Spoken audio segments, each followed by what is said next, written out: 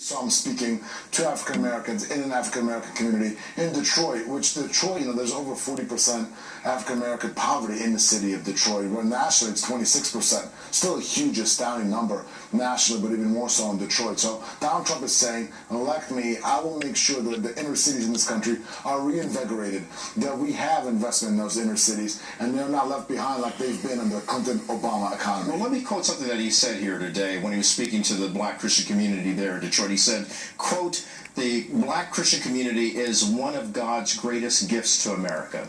And then he added that he was there to listen, learn, and hopefully establish a new civil rights agenda of our time.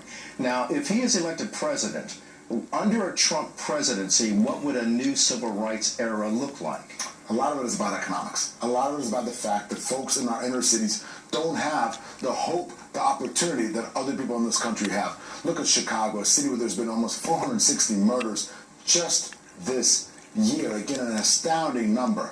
And look at Detroit, look at Milwaukee. All these cities need our help. They need reinvestment. They need to be reinvigorated. And Donald Trump will make sure that happens through an economic agenda, through the simplified tax bracket, the 50% corporate tax bracket, all policies that will make sure that these inner cities come back to life and that we stop the violence in the inner cities. And these are all policies that are not being proposed by Hillary Clinton. She's been in the public eye for over 35 years. She's done nothing for the African American community as well. Well, there's some who would dispute that she has been involved in the African American communities, and some would argue, like you are, that she has not done anything. Some will go back to her past, and others will say that she's providing some sort of assistance to them just with some of her outreach to the community. But again, getting to Mr. Trump's outreach to the American community, why is it so important for him to do this, and is he waiting too late to do it? Absolutely not. He's reaching out to all communities, African American, Hispanic American, Jewish American, all Americans. Donald Trump is running to be president of all Americans, to make sure this country is safe,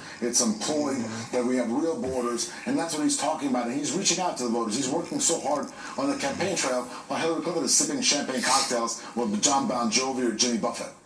Well, by working hard on it, he had scripted questions from the bishop.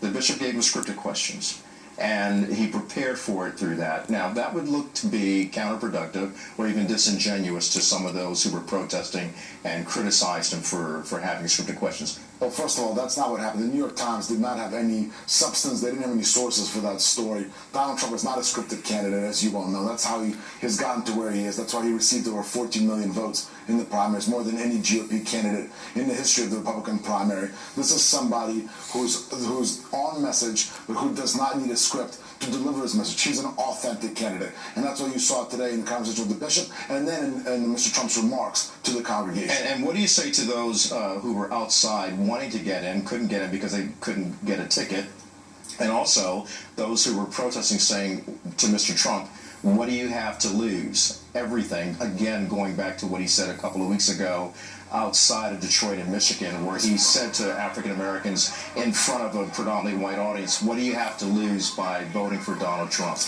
far as the protesters go, that looked like a concerted effort that was most likely motivated and probably organized by the left, by Hillary Clinton. So that's the protest. Because Donald Trump is somebody who's reaching out to the community. He's saying, talk to me. I'm here to listen. He's, again, going and touching these communities where Hillary Clinton is just doing fundraisers with billionaires.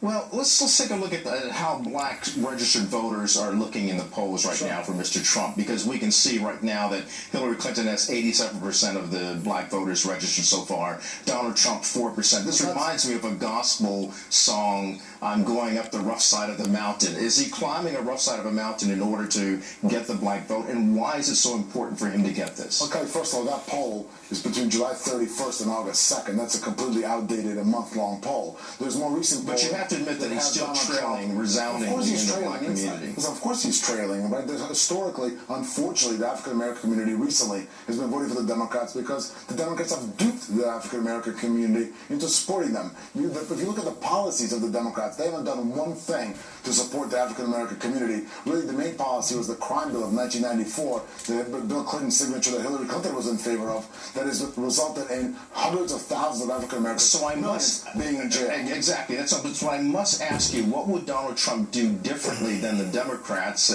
Because in so many terms, people want to say, well, show me what you can do for us. And it goes back to the economy. It goes back to reinvesting into the inner cities, simplifying the tax code, giving incentives to businesses to go into the inner cities, the simplified tax bracket as well as the lower corporate tax bracket. All of these things are good for the African American community, but they're all good. They're good for all communities. But you would agree that he still has an uphill battle to climb in winning that trust. He's winning the trust of all Americans. That's why he's going out to all communities, and that's a big reason why he's a revolutionary candidate. Historic Republicans haven't done this outreach. I don't believe Mitt Romney went to an African American church. Here's Donald Trump is doing it with about 65 days before the election, plenty of time, and we're very confident that Hispanic Americans, African Americans, and all Americans will choose Donald Trump on November 8th to be their president. Well, we will continue to watch and follow the developments of this, particularly with his relationship to, as you said, all Americans. But in today's time, he was actually talking to the African American community up first for Donald Trump since he launched his campaign. All right, Boris Epstein, thank you. Thanks so much, Frank. All right.